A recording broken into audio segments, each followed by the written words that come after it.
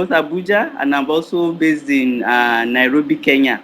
But I spend most of the time, like 70% of my work time right now in Nigeria, in Abuja. And as you know, Abuja is the capital city of Nigeria. I work from there, but I do a lot of work, evaluation work at the grassroots level, with different groups, especially women's group. I am a researcher by profession and a gender and development expert. So that's my area of specialization.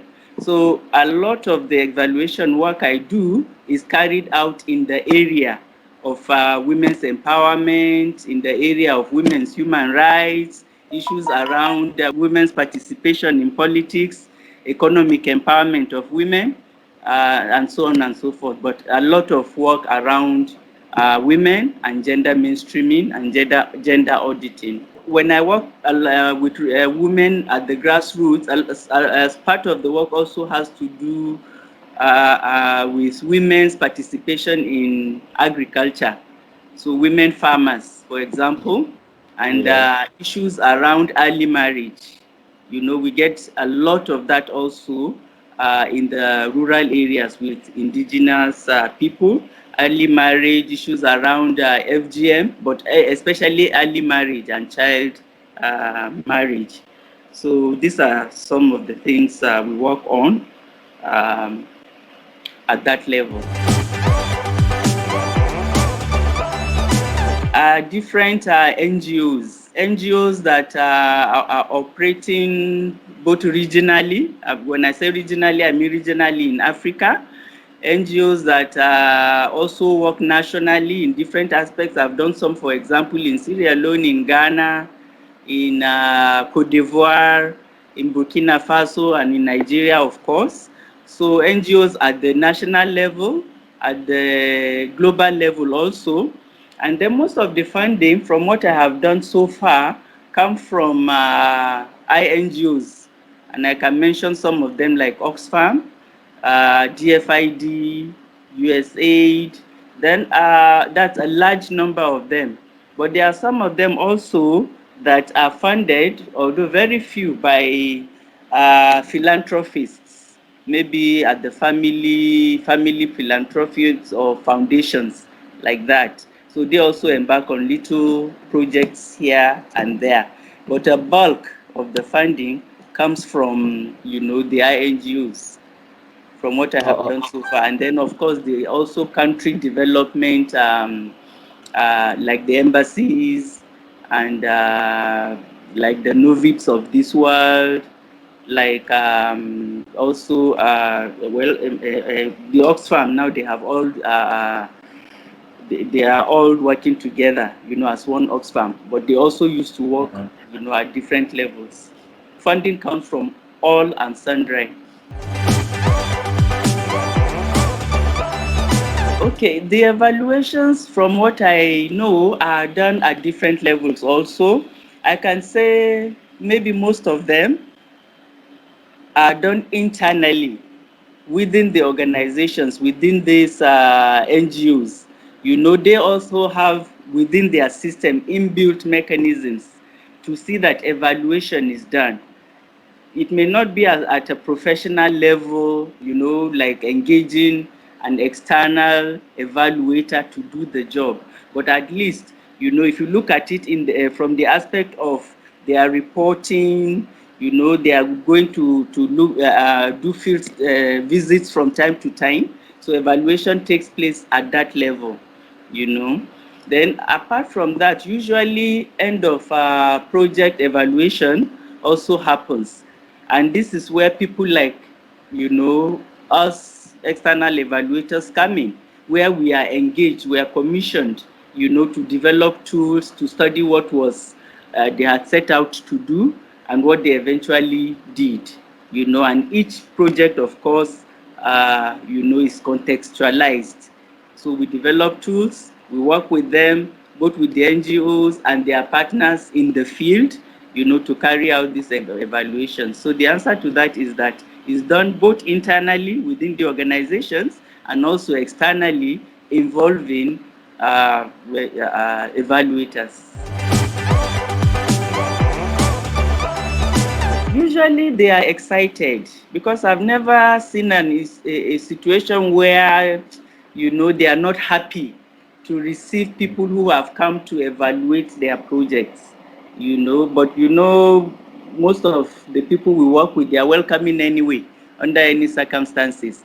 But the only thing I have also noticed is that usually when a project is starting, they just know about the intervention and the extent to which they have been involved in the planning, but usually they are not aware that at some point in this project, you should expect to be evaluated.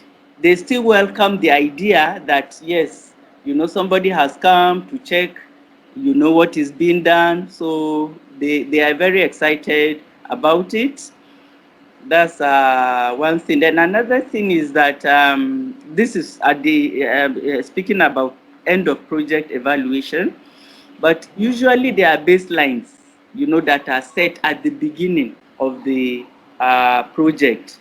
So that is also helpful in some way. But like most times, it is an end of project evaluation that is done. And we discover that there are some projects or many projects that do not start with a baseline. But the good practice these days is that almost all projects, start with a baseline, no matter how remote or how, scanty. But there's something to refer to at the beginning. So I think that's a good practice that needs to be flagged, both in terms of implementation and in terms of evaluation. Because the evaluator gets frustrated, when there's no yardstick at the beginning to measure it against, So these baseline studies or baseline information have been very good practice that should continue. I was engaged to go and evaluate a project that had to do with women in a community, and it was a farming project. The project had to do with showing them new methods, going about their work, how it will add, more value. That is speaking about the value chain, so that they don't just stop. And this was an agrarian community of women who used to produce things like carrots, cabbages, vegetables, and they used to produce it and just sell it at giveaway prices, and these are the kind of products that will go and grace, the tables in restaurants and highbrow places in the cities. Or they did not appreciate the value or the health benefits of their products for themselves. As far as they are concerned, okay, let's plant these cabbages and these carrots so that we'll make some money out of it. So this project had to do with letting them know the nutritional value it has for them and for their children. So it also involved different recipes that they can prepare, using their products. So this was one of the projects that was done very well. And when I went to do the evaluation, they took me to their model farms, so that at the end of the day, apart from the project itself, they have gained a lot in terms of how to even organize themselves. They had a very comprehensive structure.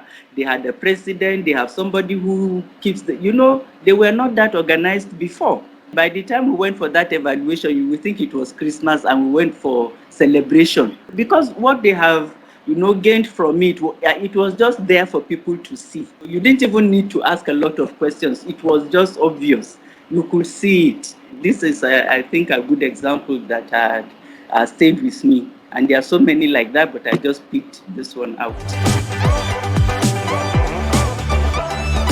The fact that one is carrying out evaluation in the first place is for documentation, in addition to other things, I believe. It's not just an end in itself to say, okay, let's just go and evaluate, and then we don't record anything. And then if you look at the process itself of the evaluation, we do recordings, we come up with tools and instruments, that have to be responded to. We come up with, for example, audio recordings and so on and so forth. So these in themselves are things that have been documented, you know, and they definitely will be put to use in one way or another. But the only thing why I'm saying no is that the end objective is not necessarily or has not really been to document good practice. Like I have said earlier on, evaluation in itself, whether the result is negative or positive, that alone is a good practice. But I have not seen an initiative where the entire objective is just to document the good practice. And it's a good idea to do that. We can learn from each other. By the time I listen to other people listen to my interview and I listen to others, I'll have an idea of the kind of things they are doing and how, you know, I can also be inspired and introduce that to my work. I've not carried out a research on it, so I will not say it's not existing, but I can say that even if it has been done, it has not been done to the extent where it is all over the place and we can, you know, get that information. So it is something that needs, if it is being done, it needs to, we need to do more, you know, to get it out there. A lot. I'll give an example with a community in the northern part of the country, which is also where I happen to come from, because most of them are indigenous communities that do not speak English. When you go there, first of all, they are happy to discover that there's somebody like them who speaks their language, you know, without having to look for an interpreter, who can discuss with them one-on-one, like a sister to a sister, you know, a mother to her children, you know, and things like that. So that is quite appreciated. So there's this particular community, and the project was about women's leadership and how women will participate in politics, both as voters and also as candidates, you know. I'm sure it's not news to you that when we talk about politics in Africa and most parts of the world, corruption and, you know, the order of the day, you know. So the project was about involving more women will ensure that, you know, politics is more about, you know, the people, you know, benefiting from it, and not about people, you know, spending a lot of money for campaigning and bribing people to vote for them. And when that is done, the first thing the parliament or the governing body does when they meet for the first time would be how much salary are we, how much are we going to add to our salaries. So in a nutshell, the entire project was about how are we going to do things so that it is not business as usual, you know, so that people in these rural areas will feel the impact, you know, of governance, will feel that they are also benefiting from the national cake, so to speak. So this project was about, you know, targeting women. And women in that part of the country, for them, politics is a no-go area, you know. So one of the things they did was to target religious leaders as one of the stakeholders, working directly with religious leaders, both Islamic religious leaders and Christian religious leaders. So working with them, partnering with them to reach out, you know, because there were a lot of resistance from this group. So that's one. So in this particular community, one of the things they also did, one of the strategies they used was to, from time to time, organize community forums, public forums. You just, you know, get a venue, a town hall, for example, that will take people and then invite everybody to come, you know, and just dialogue together. So they have built the capacity of some women to the point where they are now confident enough to even say we want to contest, you know, not necessarily for senatorial seats or starting from, you know, the lower levels like councillorship, leaders at the ward level. So they were able to support these women for them to organize community forums. That has never happened in their community. And they were able to dialogue with them. What are the problems our communities are facing? What should we be prioritizing? How should we be going about it? What committees should we have? You see the way they started organizing themselves, so that the few women, after the elections, a number of women were they were now known, and working with these religious leaders who were also backing them. Because before you hear about, oh, our husbands will not let us, it brings a lot of violence and misunderstanding in the homes. So multi-pronged approach. They were able to use this, and the moment a few of these women were elected into office, they were very transparent. So the entire community were saying that bring more women. We now believe in women because they can see the water in the boreholes. You understand? They can see the roads are being worked on. So they are saying now, okay, it was out of ignorance. We didn't know that women can do this. But right, so the entire community, the youth, everybody is happy. I would say yes, there are, but we are all working in our different silos. We are not coordinating our activities, and at least not that I wouldn't say there's none. Like I have said earlier on, it's something that I have gone out to study, that I have discovered, but I don't know of good example of coordination that I can say. I wouldn't say it's not there. Maybe it's there, I don't know. But I also know a number of people who are experts in the field of evaluation, and we are doing our things, at a bilateral level. For example, if there's an area of evaluation that I don't have expertise in, and then an organization is looking, I can always do, just that kind of networking. Yeah, it's very strong as far as I know. But I'm not sure about, us pulling together and harmonizing our efforts. But people are doing good job out there. And then another thing to take note of is that at the organizational level, a lot of organizations these days have staff.